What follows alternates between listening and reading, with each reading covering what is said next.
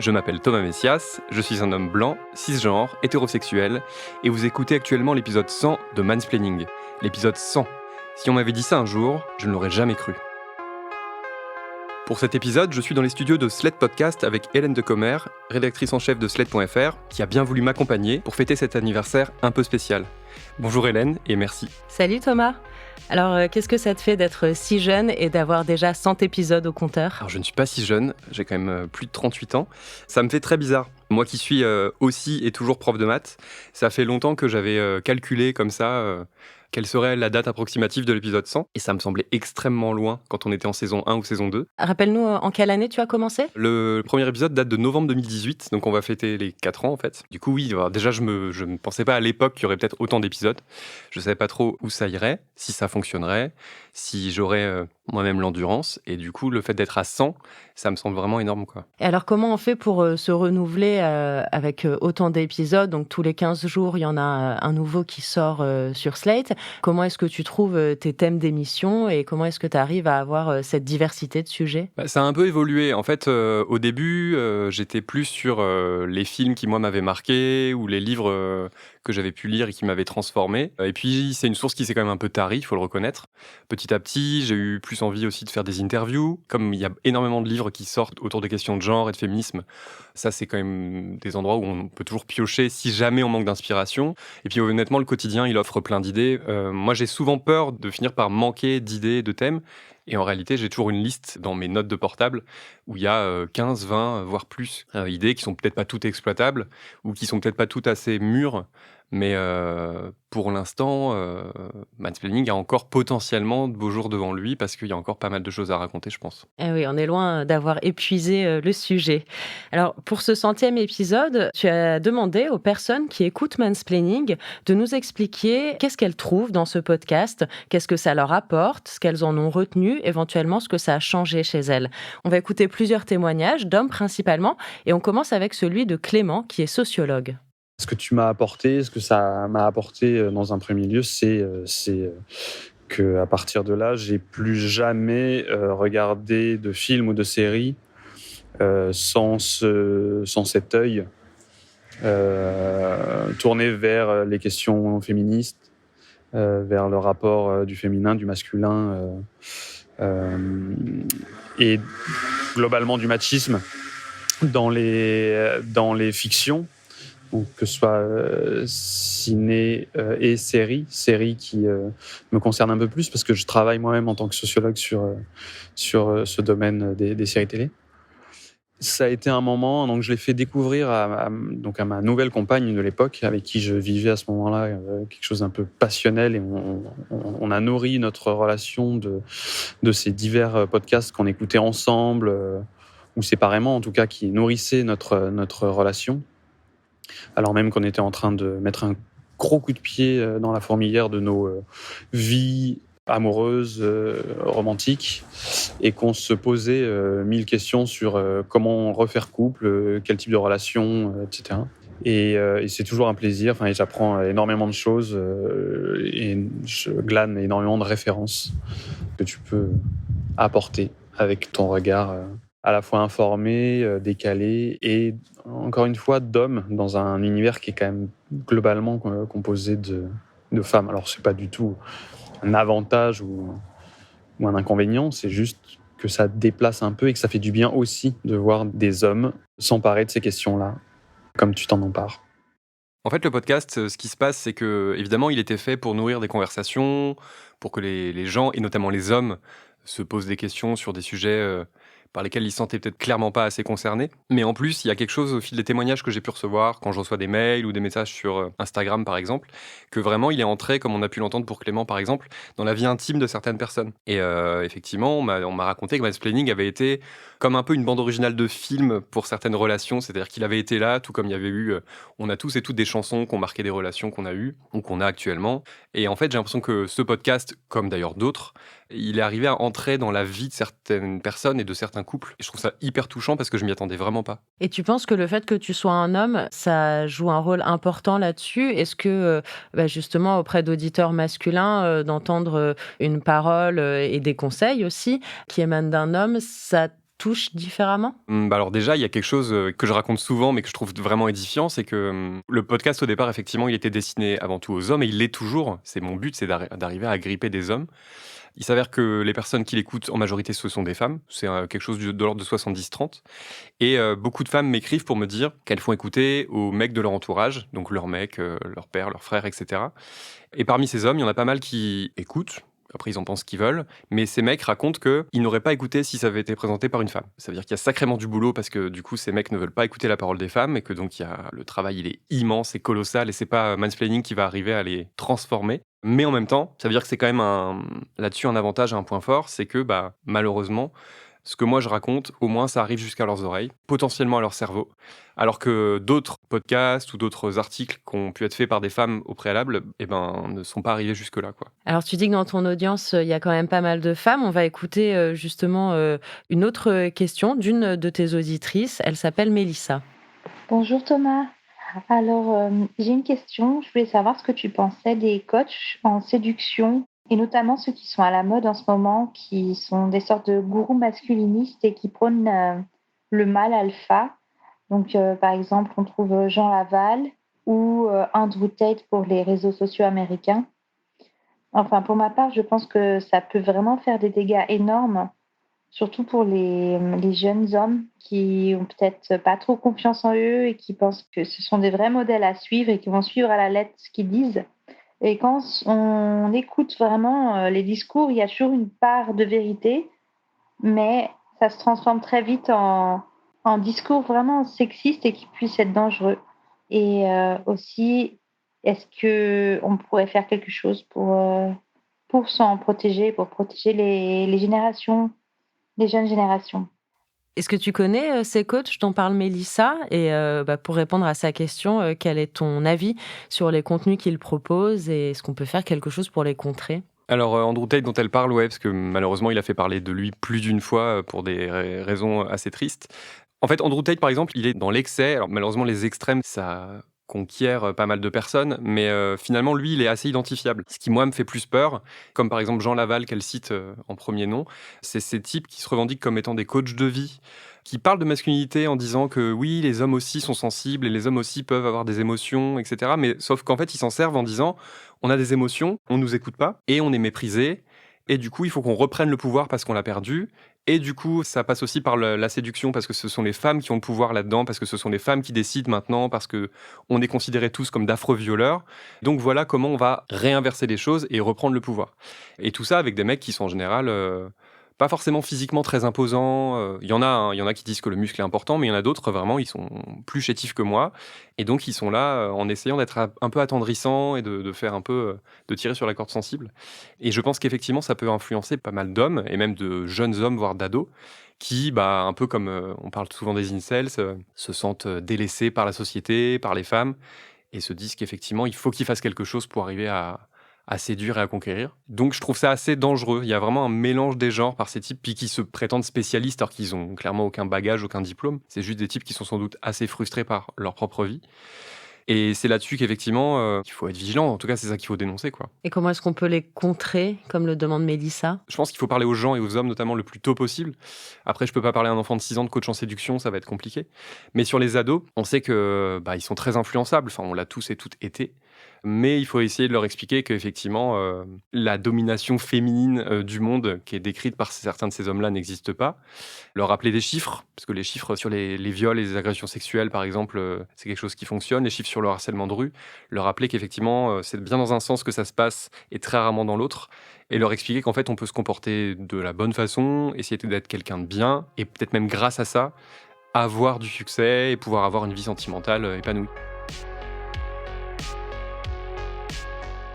On va passer au témoignage suivant, c'est celui d'Antoine, qu'on va laisser se présenter lui-même.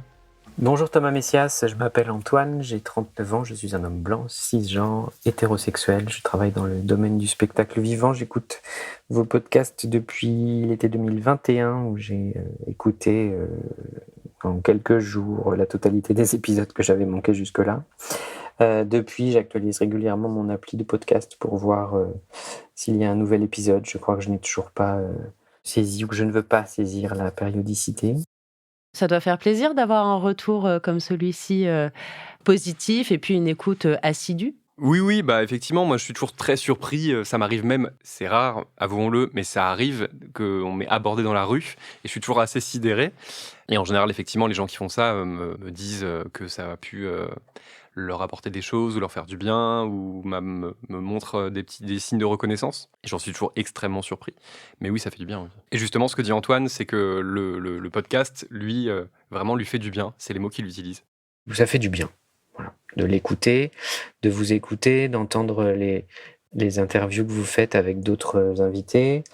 Moi, c'est quelque chose qui me détend, qui me rassure, qui me gratte parfois, parce que évidemment, j'ai l'impression d'être un allié. Je ne sais pas si je suis toujours un allié correct en regard de ce qui serait attendu, mais le fait d'entendre dans vos émissions des choses qui font écho à ce que je fais déjà, des choses qui font écho à ce que je ne fais pas, mais qui serait peut-être judicieux que je fasse, ou des choses qu'il faudrait que j'arrête de faire, comme des réflexes d'homme blanc de bientôt 40 ans. C'est intéressant ce que dit Antoine parce que c'est quelque chose qu'on entend pas mal à notre époque, des hommes qui sont un peu déboussolés, qui sont attentifs aux paroles féminines et féministes et qui du coup sont un peu désarçonnés par ça parce qu'ils se demandent s'ils font bien, qu'est-ce qui devrait changer dans leur quotidien. Toi, tu en as beaucoup des retours comme cela et au-delà de ça, est-ce que c'est un des objectifs aussi de Mansplaining de servir un petit peu de guide, de conseil ou au moins de rassurer les hommes qui s'interrogent? Alors c'est vraiment l'objectif, tout en rappelant que l'idée c'est pas de dire regardez comme je suis et ce que je fais et suivez mon exemple, parce que l'idée c'est de dire qu'on est tous sur un chemin, qu'on avance ensemble, que j'essaie de donner des pistes ou des références culturelles, mais que moi clairement aussi j'ai encore pas mal de boulot à accomplir. Oui, les hommes comme Antoine, en fait, moi il y en a pas assez à mon goût, parce qu'encore une fois j'aimerais bien qu'il y ait 90% ou 100% d'hommes dans mon auditoire, parce que je prétends pas avoir grand chose à apprendre aux femmes dans l'absolu. Mais il me semble être quand même de plus en plus nombreux dans les messages que je reçois ou dans les rencontres que je peux faire. Effectivement, des hommes comme ça qui sont pleins de bonne volonté et qui veulent avancer, et qui veulent être effectivement des alliés de qualité et qui s'interrogent. Et le fait qu'ils s'interrogent et puis qu'ils utilisent du coup des supports comme mon podcast ou d'autres, je trouve ça très chouette. Et est-ce que tu observes que c'est un type de profil sociologique, on va dire, parce que là, on entendait Antoine, voilà, il est dans le domaine du spectacle vivant, si j'ai bonne Ouais, c'est ça. mémoire. Il a bientôt la quarantaine, il est blanc, il le précise, il est cisgenre. Est-ce que tu penses que c'est un peu cet archétype-là que tu as dans ton auditoire? Clairement, je pense que c'est assez représentatif le profil d'Antoine. Il y a des exceptions, hein, et on n'a pas de chiffres précis là-dessus. Mais oui, avoir le temps de réfléchir à sa déconstruction, de lire des bouquins, de pouvoir vraiment prendre le temps d'y penser, c'est quand même aussi quelque chose de privilégié. Enfin, c'est un statut de privilégié qui nous permet, quand on est ouvrier, qu'on a des horaires pas possibles, qu'on n'a pas d'accès facile à la culture, etc., c'est beaucoup plus difficile de pouvoir avoir le temps ou l'espace mental pour se poser ces questions. On va continuer cette série de témoignages avec Gabriel qui voulait aussi nous dire quelques mots. Bonjour Thomas, je m'appelle Gabriel, je suis un homme blanc, transgenre, pansexuel, et je voulais te dire que j'adore ton podcast. J'ai découvert Mansplaining au début de ma transition, à une époque où la société me renvoyait une image de la masculinité qui ne me correspondait pas et à laquelle je ne voulais pas me conformer. J'étais déjà un homme et je n'avais pas pour ambition de devenir un mâle dominant. Ton podcast m'a permis de comprendre les codes de la masculinité hégémonique, et ainsi de m'intégrer dans le monde des hommes cisgenres, tout en me construisant une autre masculinité qui se joue de ces codes. Je souhaite donc te remercier pour ton podcast et te souhaiter une bonne continuation. Au plaisir de t'écouter mercredi. Ça, c'est un court témoignage qui t'a touché. Oui, il m'a touché parce que, je répète, hein, cet objectif toujours, c'était avant tout, et c'est avant tout, de parler aux hommes cisgenres, donc des gens de ma catégorie, et de les pousser du coup à agir autrement, à voir les choses autrement, etc.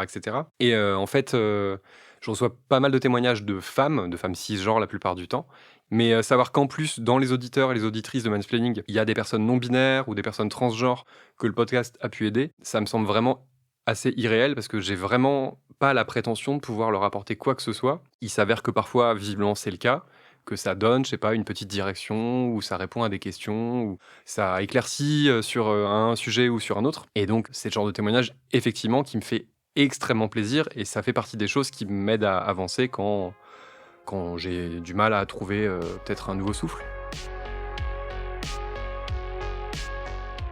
Alors toujours dans cette veine d'hommes qui s'interrogent sur la masculinité, sur leur masculinité, on écoute le témoignage de Rudy. Bonjour, j'ai 39 ans. Je suis un homme blanc, hétéro, cisgenre. J'ai tous les privilèges du patriarcat et j'en suis conscient. Dans ma vie à moi, je lis, j'écoute, j'apprends, je change, j'évolue, je déconstruis. Mais dans ma vie à moi, j'ai honte. J'ai honte d'être dans ce corps d'homme blanc, hétéro, cisgenre, d'appartenir à cette catégorie de personnes. J'ai honte de ce que l'on peut imaginer en me voyant. J'ai honte de ma masculinité, de mes privilèges de blanc, d'appartenir à l'hétéronormativité. J'ai honte d'appartenir malgré moi au camp des oppresseurs. Depuis quelque temps, je rencontre des difficultés à communiquer avec mes amis masculins. Je sens un fossé entre nous. Alors voilà, comment aborder le féminisme, le sexisme, la sexualité, la vasectomie et d'autres sujets qui me tiennent à cœur. Très vite, la peur que leur virilité soit ébranlée se manifeste par une bonne blague de cul ou un classique ouais, mais pas tous les mecs, tu peux pas dire ça.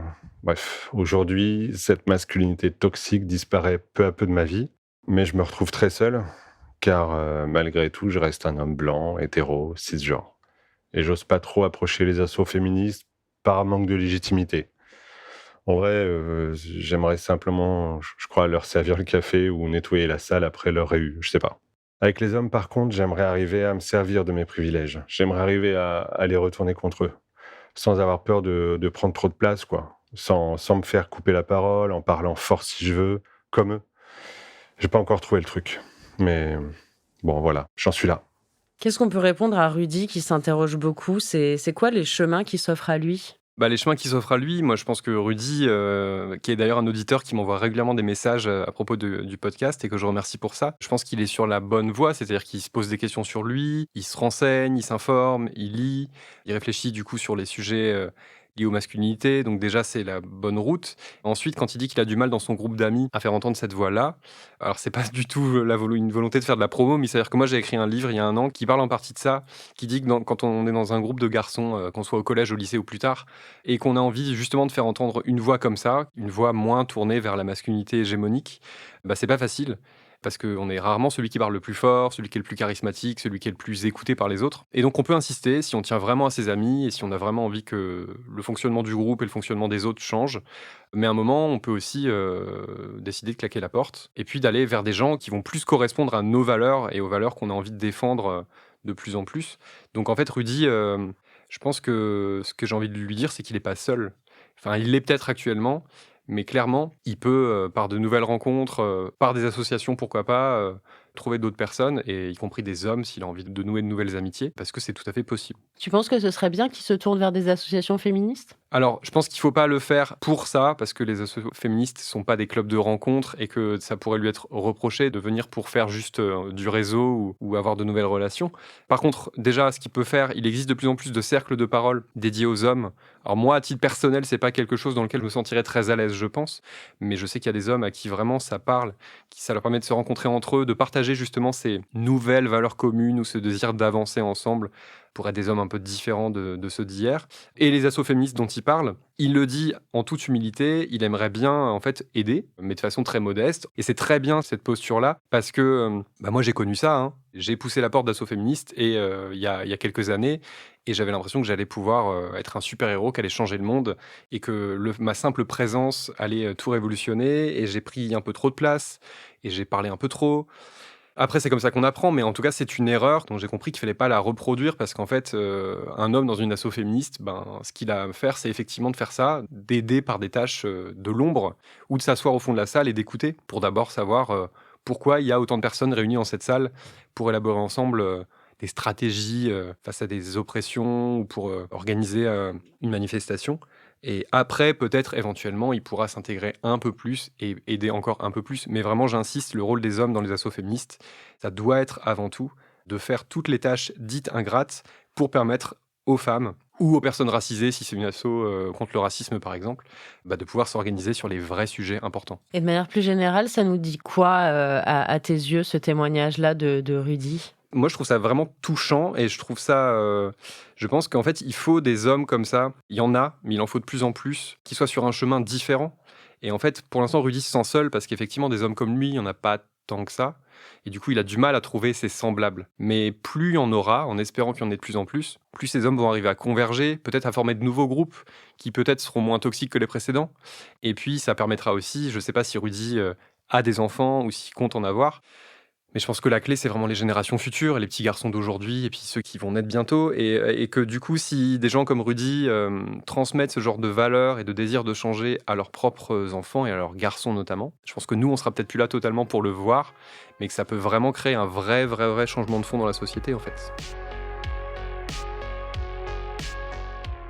Allez, on écoute un dernier témoignage, c'est celui de Morgane. C'est rigolo puisque une semaine avant que je vois ton post sur Instagram, je me posais la question de la masculinité. Puisque voilà, je me suis retrouvée dans une soirée chez des amis et j'étais assise et je me mettais des paillettes sur le visage. Donc je mettais des paillettes aussi à toutes les personnes qui venaient et qui m'en demandaient. Donc voilà, on se maquillait joyeusement, c'était assez cool. Et puis là, il y a un gars qui arrive et qui me demande de lui mettre des paillettes. Donc super, je lui mets des paillettes, je le maquille, on discute un peu. Il avait l'air hyper content d'être pailleté. Et puis au bout d'un moment, il me dit mais attends, les paillettes, ça fait pas trop pédé. Puis il me ressort, t'es sûr que ça fait pas tapette? Je voudrais pas avoir l'air d'une fille. Et donc là, je me suis vachement interrogée sur la question de la masculinité. Est-ce que du coup, avoir des paillettes, ça exempt une personne de toute masculinité? Est-ce que du coup, pour lui, être gay ou être une fille, ça les exempt ces personnes-là d'être masculines, puisqu'on peut aussi être gay et être très masculin, être une fille et être très masculine, ou en tout cas respecter les fameux codes de la masculinité, et ne pas respecter les codes féminins tels qu'on nous impose, et justement, une fille, c'est des paillettes. Enfin voilà, ça m'a interrogée sur tout un tas de questions. Il y a cette fameuse masculinité, et est-ce que les paillettes enlèvent la masculinité de quelqu'un ? Bon quand on écoute ça, on se dit qu'il y a encore du boulot, la virilité qui se dissout dans des paillettes. Mais c'est ça, on dirait que vraiment c'est un révélateur. Les paillettes, c'est comme le vernis à ongles, moi j'en porte et je prétends pas en faire une affaire éminemment politique, mais on voit que parfois c'est un beau révélateur sur ce que les gens peuvent en dire, que ce soit des paillettes qu'on met à quelqu'un ou le vernis que moi je porte. Il y a certains commentaires où on voit qu'effectivement il y a du travail sur soi à accomplir par notamment pas mal d'hommes. Et ce qui est assez intéressant dans le témoignage de Morgane, c'est que cet homme il avait envie qu'on le maquille, qu'on le couvre de paillettes. Il est allé de lui-même la voir pour se faire pailleter. Personne ne l'a forcé. Et de ce qu'elle dit, il avait l'air content de le faire. Il a laissé le naturel en lui s'exprimer. Et puis, l'homme viril en lui est revenu au galop. Et tout de suite, il s'est ravisé en se disant « Mince, ça y est, ça fait trop pédé », je cite, « ça fait trop tapette », je cite toujours, c'est-à-dire « ça y est, je suis plus un homme viril, j'ai même perdu mon hétérosexualité à cause de ces paillettes », c'est quand même assez magique. Et on voit que c'est ça qui se passe au quotidien, quoi. Alors ça se passe sur des détails comme des paillettes ou du vernis, mais ça se passe sur à peu près tous les comportements. En fait, il y a des tas d'hommes qui sont en fait enfermés dans leur statut d'homme. Et c'est peut-être une fois qu'il y a le regard des autres, là on a l'impression que c'est ça, c'est que tant que lui il est face à la maquilleuse, ça va encore, mais une fois qu'il va retourner dans le groupe avec ses pairs, avec d'autres hommes autour, que là du coup il se sent moins sûr de lui. Après, je reconnais que c'est compliqué d'assumer parce qu'effectivement, on l'imagine retourner avec son groupe de copains non pailletés, alors que lui aura été pailleté, et on sait bien que les autres vont se moquer, la plupart en tout cas, et voire même de 100% des potes, sans doute dans la majorité des cas. J'ai pas dit que c'était facile, mais il faut arriver à se dire que finalement ce ne sont que des paillettes et que merde quoi, si on n'a pas le droit dans un moment plus festif de s'habiller ou de se maquiller comme on veut, c'est vraiment qu'on est dans une prison. Et en fait, on parle souvent des injonctions faites aux femmes et elles sont énormes, elles sont nombreuses. Mais en fait, les hommes ils plient aussi sans se l'avouer sous des injonctions. Effectivement, ils peuvent pas s'habiller non plus totalement comme ils veulent. Alors c'est pas les mêmes conséquences qu'il y aura que sur les femmes. Si demain je sors en jupe ou si je sors ultra maquillée, je sais bien que les regards vont être extrêmement forts sur moi et qu'on va considérer que je suis pas viril, pas hétéro. On va souvent utiliser des qualificatifs au féminin pour me désigner et on voit que tout comme un petit garçon qui voudrait faire de la danse, en général, les parents vont avoir des réticences ou en tout cas il va être pointé du doigt même si les parents sont d'accord. Voilà, il y a des tas d'exemples comme ça tout au long de la vie qui font qu'en fait les hommes jouent un rôle. Ils passent leur temps à jouer un rôle, le rôle d'homme qu'on leur a inculqué dès le plus jeune âge. Et c'est pour ça que le féminisme, c'est aussi libérateur pour les hommes. Voilà, ça doit pas être la première motivation des luttes et des combats, mais clairement les hommes, ils ont à y gagner à ces luttes féministes. Ils vont perdre en privilèges, ils vont peut-être perdre un peu en salaire pour que ça rééquilibre les choses, etc., etc., etc. Mais ils vont gagner une chose merveilleuse, c'est de pouvoir être eux-mêmes. Et en fait, en réalité, ça n'a pas de prix. Alors, on arrive vers la fin de cet épisode anniversaire du 100e Mansplaining. Thomas, si tu devais faire le bilan de tous ces épisodes en quelques mots. Le bilan, c'est qu'effectivement, je les ai pas vus passer ces 100 épisodes. Et ça me confirme une chose, c'est que les questions de genre et les questions de masculinité, en fait, il y a 1 milliard d'angles sous lesquels elles peuvent être abordées. Et c'est pas uniquement parce qu'il y a des films et des livres et des séries qui existent et qui abordent ces sujets. C'est parce qu'en fait, dans la vie quotidienne, notre domination masculine, elle s'exprime d'1 milliard de façons, dont tout un tas de façons dont on n'a pas conscience au quotidien. D'ailleurs, moi-même, je prétends pas avoir pris conscience de tout. C'est justement ça, quand on parle de la déconstruction comme un chemin qui est jamais terminé et tout, c'est parce que par moment, on bénéficie de notre statut d'homme, a fortiori si on est, encore une fois, hétéro, blanc, cisgenre, et sans s'en rendre compte. Et il y a encore des moments où, soit parce que j'ai une petite prise de conscience individuelle, soit parce que j'ai quelqu'un qui va m'expliquer une situation à laquelle j'avais jamais réfléchi, où je me dis, ah ouais, en fait, même là, ça joue. Voilà, ce côté multifacette de ces questions-là continue à me fasciner. Et je trouve que Mansplaining en est relativement représentatif, parce qu'on a quand même abordé des sujets très variés. Et a priori, c'est pas prêt de s'arrêter. Mais j'ai quand même toujours cette question de se dire à quel point les hommes doivent s'impliquer dans ces combats-là, à quel point ils doivent prendre l'espace médiatique pour en parler. Et régulièrement, je change d'avis. Je suis pas d'accord avec moi-même. Mais je me dis que vu les témoignages que je reçois, vu les remerciements que je reçois de certaines personnes, vu effectivement l'impression que j'ai, c'est-à-dire que j'ai quand même réussi à semer des petites graines dans la tête de certains hommes notamment, même si en nombre c'est dérisoire, je me dis que j'ai pas fait tout ça pour rien, on n'a pas fait tout ça pour rien, et ça donne sacrément envie de continuer en fait. C'est quoi ton épisode préféré de Mansplaining ? Moi, mon épisode préféré, c'est celui sur Koh Lanta, la saison où il y avait Sam, que je réécoute parfois avec plaisir, juste pour la séquence, et beau Koh Lanta.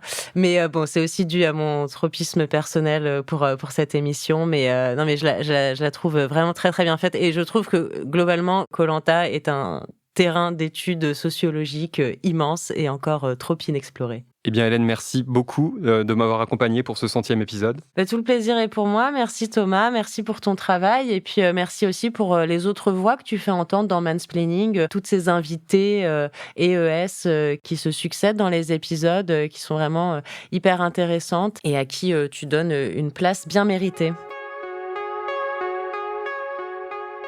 C'était Mansplaining. N'hésitez pas à vous abonner au podcast sur votre plateforme favorite, à mettre des cœurs et des étoiles et à laisser des commentaires. Vous pouvez aussi écrire à mansplaining@sled.fr ou nous contacter via le compte Instagram Mansplaining Podcast. Mansplaining est un podcast de Thomas Messias, produit et réalisé par sled.fr, sous la direction de Christophe Caron et Benjamin Septem-Ours. Réalisation Mona Delahaye. Merci beaucoup à Hélène Decomer. J'espère que vous allez bien et à dans 15 jours pour l'épisode 101.